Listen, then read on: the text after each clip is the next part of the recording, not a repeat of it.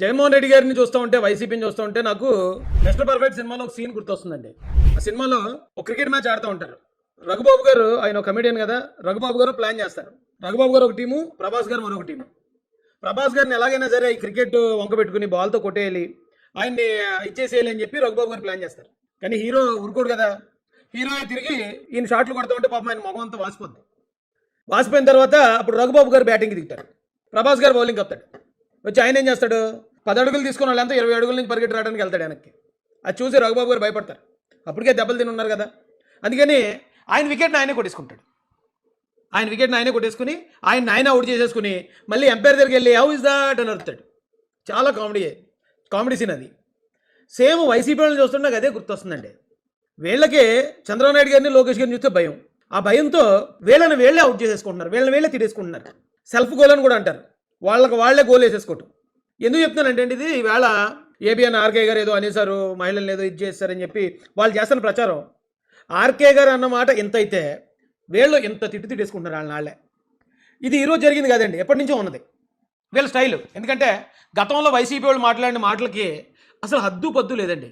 గతంలో ఎప్పుడు అది కాంగ్రెస్ గవర్నమెంట్ రాజశేఖర రెడ్డి గారి హయాంలో కానీ అంతకుముందు కానీ ఎప్పుడు కూడా ఏ రాజకీయ నాయకుడు మాట్లాడకూడని మాటలన్నీ వైసీపీ హయాంలో 5 సంవత్సరాల హయాంలో మాట్లాడేశారు. అయితే వీళ్ళు ఏమనుకుంటుంటారంటే తెలుగుదేశం కూడా గెలిచింది కదా, ఇప్పుడు వాళ్ళు కూడా మాట్లాడతారు, అప్పుడు మనం వాళ్ళని కూడా విమర్శిద్దాం అనుకున్నారు. తెలుగుదేశం పార్టీలో అలా మాట్లాడే వాళ్ళు ఎవరు లేరు, అలాంటి బూతులు మాట్లాడే వాళ్ళు ఎవరు లేరు. లేక వాళ్ళే తిట్టేసుకుంటున్నారండి. జాలేస్తుందండి పాపం. వాళ్ళ వికెట్ వాళ్ళే కొట్టేసుకుంటుంటే, వాళ్ళ గోల్ వాళ్ళే వేసేసుకుంటుంటే చూడడానికి ఎలాగైనా కొంచెం ఇబ్బందికరంగా ఉంటుంది, జాలేస్తుంది కూడా. మీకు ఒక 2 షార్ట్ కట్ వీడియోలు చూపిస్తాను చూడండి. యాక్చువల్గా జంబలకిడి పంపని అప్పట్లో సినిమా వచ్చింది. ఆ సినిమాలో ఒక కామెడీ డైలాగ్ ఉంటుంది, జస్ట్ ఒక కామెడీ డైలాగ్. ఏంటంటే ఆ కామెడీ డైలాగు, నా పేరు బోసే అండి, ఇంటి పేరు డీకే అండి, 2 కలిపితే బోసిడీకే కదేటండి. ఆ బోసిటీకి అనే పదం అంత కామెడీ మాట అండి అది. ఎవరన్నా ఊరికే ఎరా మూర్ఖుడా ఎరా ఎదవా అని తిట్టడానికి ఉపయోగించే మాట. దాన్ని పట్టుకుని ఆ రోజున జగన్మోహన్ రెడ్డి గారు దానికి ఏ అర్థం చెప్పారు తెలుసండి. మావాడు అధికారంలో లేకపోతే ముఖ్యమంత్రిని కూడా బోసిడీకే అంటే లంజా కొడుకు అని, చివరికి ముఖ్యమంత్రిని కూడా ఎలాంటి దారుణమైన బూతులు కాన్స్టిట్యూషనల్ హెడ్ ఒక ఇక్కడ ఇంకా మాట చిన్న వీడియో పెట్టారండి ఇక్కడ. దాని తర్వాత వాళ్ళ అమ్మగారిని కూడా తీసుకొచ్చాడు ఆయన.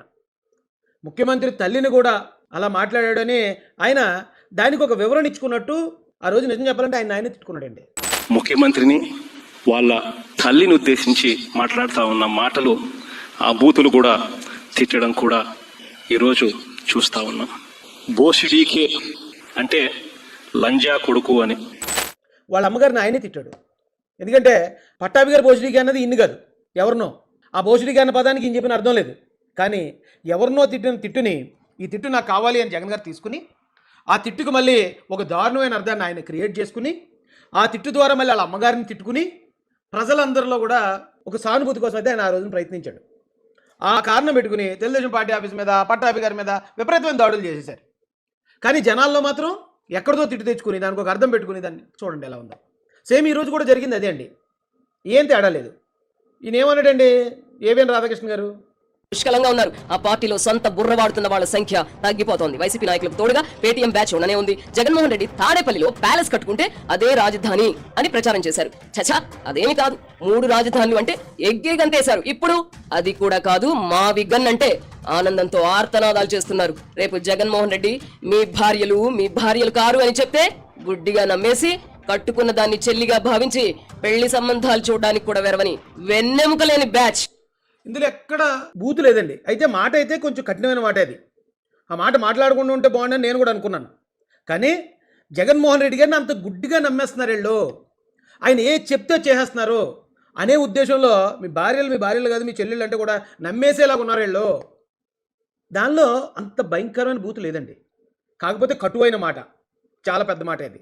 అయితే దాన్ని వీళ్ళు ఏం చేసుకున్నారండి, రాజకీయ వ్యభిచారి రాధాకృష్ణ ఈ ఎంతంత పెద్ద మాటలండి. అక్కడెక్కడన్నా రాధాకృష్ణ గారు చెప్పిన దాంట్లో ఇలాంటి పదాలు ఏమైనా ఉన్నాయా? రాజకీయ వ్యభిచారి, బ్రోకరు, బూతు ఇలాంటి మాటలు ఎక్కడ లేవండి. కానీ ఒక కఠినమైన పదం ఉంది, దాన్ని వీళ్ళు వంక పెట్టుకుని ఇప్పుడు ఆ మాటని ఎలా క్రియేట్ చేసుకున్నారు చూడండి. ముసుగులో రాజకీయ వ్యభిచారాన్ని తను చేస్తూ వైఎస్ఆర్ కాంగ్రెస్ పార్టీ నాయకులను ఉద్దేశించి వాళ్ళ భార్యల్ని ఇంకొకరికి తార్చుతారు అని మాట్లాడినటువంటి అది చూడండి, జగన్మోహన్ రెడ్డి చెప్తే మీ భార్యలు కాదురా అంటే, అవును మా భార్యలు కాదు, మా చెల్లెలు అనేసుకుంటారు, అంత మూర్ఖత్వంలో ఉన్నారు వీళ్ళని ఏబిఎన్ రాధాకృష్ణ గారు చెప్తే, ఈ వైసీపీ ఎమ్మెల్యే ఏం చెప్తున్నాడు, వాళ్ళ భార్యలను తారుస్తారు అన్నారు అంటున్నాడు. ఆ మాట ఎక్కడన్నా ఉందండి? అంటే వీళ్ళే తిట్టుకోవడం కదా, అది వాళ్ళ భార్యను వాళ్ళే తిట్టుకోవట్లేదా? వైసీపీలో ఉన్న వాళ్ళు అందరి భార్యల్ని ఇప్పుడు ఈ ఎమ్మెల్యే తిట్టినట్టు కదా, పాపం వాళ్ళని వాళ్ళే తిట్టేసుకుంటున్నారండి. చాలా జాలేస్తుంది నాకు, నిజంగా జాలేస్తుంది. వాళ్ళే తిట్టేసుకుని వాళ్ళ భార్యలను వాళ్ళే కించపరిచేసుకుని, హలో బ్రదర్లో ఒక డైలాగ్ ఉంటుందండి, నీ బొట్టు నువ్వే చెరిపేసుకో, నీ జుట్టు నువ్వే చెరిపేసుకో, నీ బట్టలు నువ్వే చింపేసుకో, నువ్వు రేపైపోయి వెళ్ళిపో అంటాడు వెళ్ళను. అలాగా పాపం వీళ్ళు బొట్టు వెళ్ళే చెరిపేసుకుంటున్నారు, వీళ్ళ జుట్టు వెళ్ళే చెరిపేసుకుంటున్నారు, వీళ్ళ బట్టలు వెళ్ళే చింపేసుకుంటున్నారు, వాళ్ళే తిట్టేసుకుంటున్నారు, వాళ్ళ అమ్మను వాళ్ళే తిట్టేసుకుంటున్నారు, వాళ్ళ భార్యలను వాళ్ళే తిట్టేసుకుని ఆ కారణం చూపించి దాడులు చేయడానికి ముందుకు వస్తున్నారు.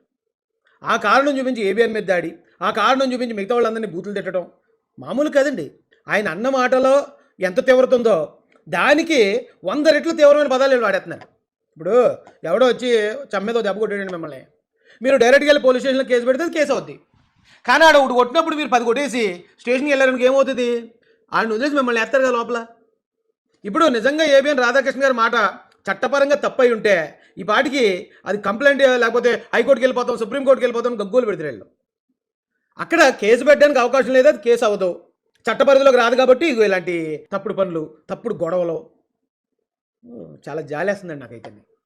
పాపం వాళ్ళని ఎవరు తిట్టట్లేదు వైసీపీ వాళ్ళని, వాళ్ళే తినేసుకుంటుంటే ఏదో పిచ్చోడు చూడండి, రాయి దొరికిందని ఆడికాడే తలపగలు కూడించుకుంటాడు అనుకోండి, పగిలేది ఆడితేలే, కారేది ఆడి రక్తమే. కానీ మానవత్వం వాళ్ళంటి వాళ్ళకి అరే రేపు జాలేస్తుంది కదండి, నాకు అలాగే జాలేస్తుందండి అలా చూస్తూ ఉంటే. ఇంకా దీన్ని సాగుగా చూపించాలి, తెలుసు కదండి వీళ్ళ సంగతి మనకి. అయితే నిజానికి జగన్మోహన్ రెడ్డి గారు కూడా దీని మీద చాలా బాగా మాట్లాడాడండి. ఆంధ్రజ్యోతి ఆయన నుంచి ఆయనకు ఎంత బాధను, దోచుకునేది పంచుకునేది తినుకునేది కట్ అయిపోతుంది అని చెప్పి ఆయనకి ఎంత బాధ. వైఎస్ఆర్సీపీ శ్రేణులందరి మీద అన్యాయమైన మాటలు, దుర్మార్గమైన మాటలు మాట్లాడతారు. అసలు నిజం చెప్పాలంటే నేను ఇదే రాధాకృష్ణకి చెప్తా ఉండా, నువ్వు అన్న మాటలు రేపు పొద్దున మా ప్రభుత్వం వచ్చినాక నిన్ను ఏమండి ఆయన అన్న మాట మళ్ళీ నేను రిపీట్ చేయను కదా, మీకు తెలుసు కదా, ఆ ఒక్క మాటకే తిప్పని స్టేషన్కి తిప్పకుండా తిప్పుతాను అన్నారు జగన్ గారు. మరి అది ఇదైతే ఒకవేళ కూటమి ప్రభుత్వం కూడా అలాగే అనుకుని ఉంటే ఒకసారి వైసీపీ వాళ్ళు మాటలు విన్నామండి. జస్ట్ మీరు వినండి, ఇందులో కొన్నే పెట్టినట్టున్నారు వీళ్ళు, కానీ ఇలాంటివి చాలా ఉన్నాయి, చాలా దరిద్రాలు ఉన్నాయి. ఇది గత ప్రభుత్వం అయ్యా లంజా కొడుకు అని అమ్మ మొగుడు కట్టించాడు తిరుపతి గుడి.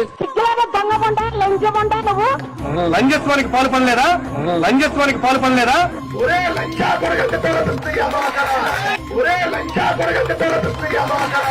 పవన్ కళ్యాణ్ లాంటి కొడుకు అసలే బతలే ఈ లోకంలో రోజు గోల ఏంట్రా బాబీ కరం మనకి. నీ నోట్లో ఏమన్నా హెరిటేజ్ ఐస్ క్రీమ్ పెట్టుకొని ఉన్నావా అని అడుగుతున్నా. వేమిరెడ్డి ప్రభాకర్ రెడ్డి గారిని బ్లాక్ మెయిల్ చేసి బెదిరించి పెళ్లి చేసుకునేది అతను ఒక పిచ్చోడు. ఈ డోర్ బాగా పడిపోయాడు. భ్రష్టాచారం కూడా ఇప్పుడు చేయము, రాక్షసులు అనలేవు, ఇదంతా సర్కారు ఇల్లు కలిస్తే తయారైన తెగ ఎదవుతున్నట్టు.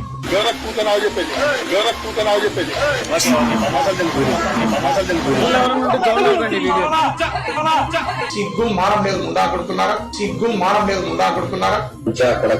అసలు ఫోటో పెట్టరా నీ అమ్మ. ఆ తర్వాత నీ పిల్లల్ని, నీ ఇంట్లో ఉన్న నీ పిల్లల్ని ఎతికి మరీ అలాంటి అప్పు చెప్పాలి. దేనికి? ఈ వేశ్యలకు రాజధానిగా మారిన ఈ అమరావతిని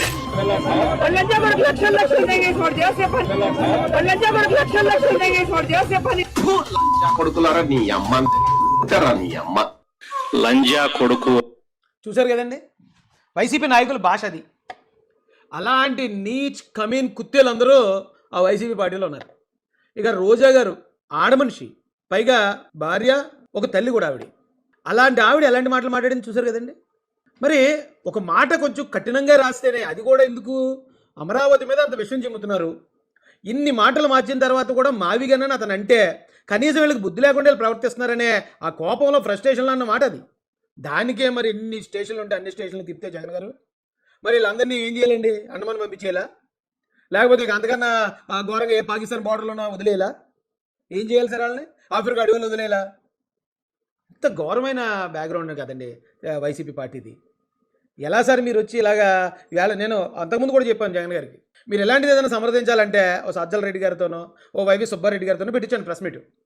మీరు పెడితే ఏమవుతుందంటే గతంలో మరి మీరెందుకు చేయలేదు, మీరెందుకు కంట్రోల్ చేయలేదు, ఎంతమంది ఎంత వెచ్చలవిడిగా మాట్లాడారు కదా, మరి మీరెందుకు అప్పుడు ముసుముసు నవ్వులు అవ్వారని ప్రజలందరూ వెంటనే కౌంటర్ చేస్తారండి మిమ్మల్ని. మీకు అర్థం కావట్లేదు, నేను మీ మంచి కోసమే చెప్తున్నాను.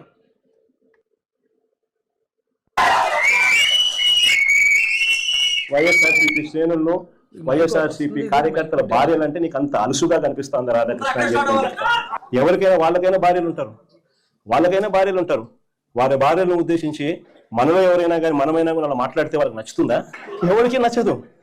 మరి ఎందుకు మాట్లాడించారు అప్పుడు? మీరే కదా అసెంబ్లీ సాక్షిగా మాట్లాడించారు.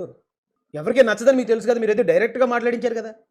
అది ఎలాంటి కుటుంబం తెలుసు కూడా, వాళ్ళు ఎలాంటి మనుషులు తెలుసు కూడా మీరు మాట్లాడించారు కదా.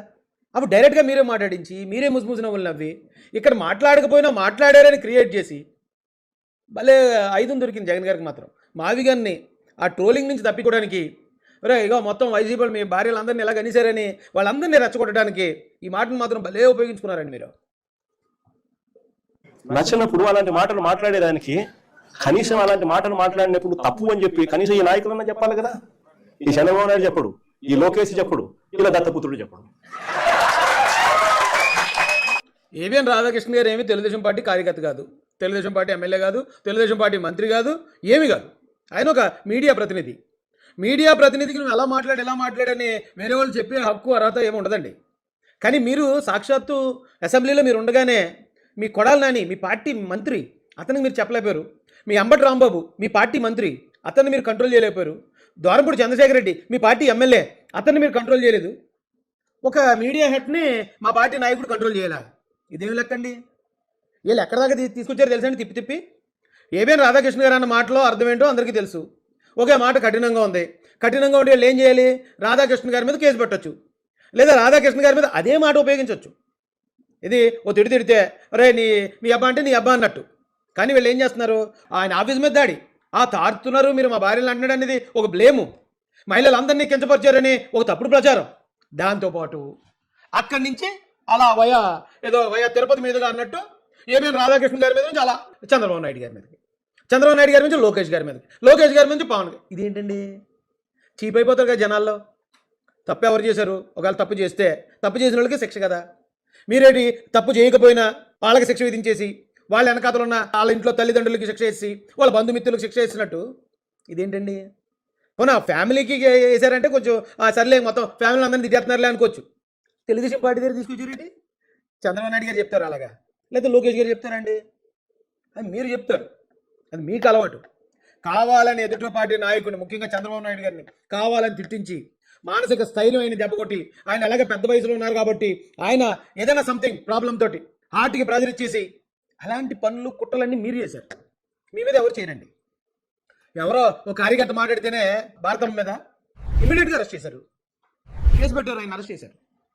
అలాగా మీలాగా ఆ బోర్గడ్ గారు ఎంత నీచ్ కమ్యూనిటీగా మాట్లాడినా కనీసం వాడి మీద కేసు పెట్టారండి మీ వైసీపీ హయాంలో. ఆ వర రవీంద్ర గారు ఎంత దారుణంగా నీచిగా ఇప్పటికి ఇంకా షర్మిలమ్మ పుట్టుకుని ఆ విజయమ్మకి శైలాన్ని సింకింతూ వాడు ఎన్నో మాటలు మాట్లాడాడు. వాడి మీద ఏమన్నా యాక్షన్ తీసుకున్నారా జగన్ గారు? అరే మీ ఇంట్లో మహిళలండి. అలాంటిది మరి మీరు ఇలా వచ్చి మాట్లాడడం అది ఎంతవరకు న్యాయం మీరు ఆలోచించండి. మీరు మాజీ ముఖ్యమంత్రి, మీరు ఇలా చెప్తుంటే ప్రజలకి ఏ సంకేతాలు వెళ్తాయి? ఎంత సిగ్గు లేకోకుండా ఆ రాధాకృష్ణ మా తప్పుడు మాట్లాడితే ఆ తప్పుడు మాటలకు సమర్థిస్తారు వీళ్ళంతా. ఈ స్థాయికి రాజకీయాలు దిగజారిపోతే రేపు పొద్దున ఈరోజు సోషల్ మీడియాలో ఎప్పుడెప్పుడో కమెంట్లు పెట్టినవి అన్ని తీసుకొని వచ్చి పిల్లలందరినీ తీసుకొని వచ్చి స్టేషన్ల దృష్టి తిప్పుతున్నారు, జైల్లో పెడతా ఉన్నారు, కోట్ల చుట్టూ తిప్పుతా ఉన్నారు, కొడుతున్నారు. ఇదే రేపు పొద్దున ఆంధ్రజ్యోతి రాధాకృష్ణ కూడా రేపు పొద్దున ఇదే జరుగుతుందని ఖచ్చితంగా చెప్తాము. అసలు మహిళల గురించి ఇంత తక్కువగా చూసే కార్యక్రమం, తక్కువగా మాట్లాడే కార్యక్రమం, ఈ పరిస్థితులన్నీ కూడా రాష్ట్రంలో ఎందుకు వచ్చినాయి? ఆశ్చర్యం కలిగించే విషయం. ఇంతకుముందు ఎప్పుడు జరగల. ఎందుకు అబద్ధం? ఎప్పుడు జరగకపోవడం ఏంటి సార్? మీ పరిపాలన అంతా జరిగింది అదే కదా. మహిళలను అవమానపరచడం, శైలాలను శంకించడం, పుట్టుకల మీద మాట్లాడటం, ఇదే కదా జరిగింది. మీకు ఏమైనా మెమరీ లాస్ ఏమైనా ఉందా? అరే జనం ఎవరు మర్చిపోలేదు కదా సార్ ఇంకానే. ఇదేమో మీ పరిపాలన జరిగి ఒకవేళ ఒక 20 సంవత్సరాలు అయిందంటే పోనీ జనం మర్చిపోయారు అనుకోవడానికి కన్నా మొన్నే కదా ఇదన్నా జరిగినాయి. క్రెడిబిలిటీ పోగొట్టేసుకుంటున్నారు సార్ జగన్ గారు మీరు. ఇప్పుడు రాజకీయం చేయండి, ఎదుటోళ్ళని విమర్శించండి, ఎదుటోళ్ళని కార్నర్ చేయండి, తెలివిగా చేయండి. మళ్ళీ అది తిరిగి మీ వైపు చూపించేలాగా ఉండకూడదు. మీరు చేసిన తప్పులు ఏమైతే ఉన్నాయో ఆ తప్పులు ఇంక ఎదుటోళ్ళు వెతకండి. ఎదుటోళ్ళు లేని తప్పులు ఉన్నట్టు క్రియేట్ చేయకండి. ఇది మీకు మంచిది కదండి. క్రెడిబిలిటీ మొత్తం పోతుంది కదా.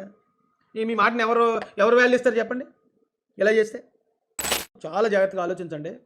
వైసీపీ వాళ్ళని ఎవరు ఏం తిట్టట్లేదు, వైసీపీ మహిళల్ని ఎవరు ఏమంటలేదు. కాబట్టి వాళ్ళే ఒక క్రియేషన్ చేసి వాళ్ళ మహిళల్ని వాళ్ళే తిట్టుకుని, వాళ్ళ తల్లుల్ని, వాళ్ళ చెల్లెల్ని, వాళ్ళ భార్యల్ని వాళ్ళే తిట్టుకుని, అది తెలుగుదేశం పార్టీ తిట్టించింది, లేకపోతే ఏబిఎన్ వారు తిట్టారని చెప్పి ఒక ఫేక్ డ్రామా ఒకటి నడిపిస్తున్నారు రాష్ట్రంలో. ప్రజలందరూ అప్రమత్తంగా ఉండండి. ఇలాంటి ఎన్నో ప్రయత్నాలు చేస్తున్నారు. వాళ్ళు కులం గొడవలు రేపడానికి ట్రై చేస్తున్నారు, మతం గొడవలు రేపడానికి ట్రై చేస్తున్నారు. ఇప్పుడు వచ్చి ఇదిగో మహిళల పట్ల ఇలా చేశారు, ఇలా మాట్లాడారు అనేది క్రియేట్ చేస్తున్నారు. ఈ రాష్ట్రాన్ని అశాంతి పాలు చేసి అల్లకల్లోలం చేయడానికి వాళ్ళు ప్లాన్ చేస్తున్నారు. దయచేసి ప్రజలందరూ అప్రమత్తంగా ఉండండి, అర్థం చేసుకోండి అని మీ అందరికీ రిక్వెస్ట్ చేస్తూ, చంద్రబాబు నాయుడు గారి పరిపాలన సుస్థిరంగా ఉండాలని కోరుకోండి. నేను కూడా కోరుకుంటున్నాను. అప్పుడే ఈ రాష్ట్రానికి మంచిది. జై భీమ్, జై భారత్, జై జై మాసన, జై తెలుగుదేశం, జై చంద్రబాబు, జై జై లోకేష్ అన్న.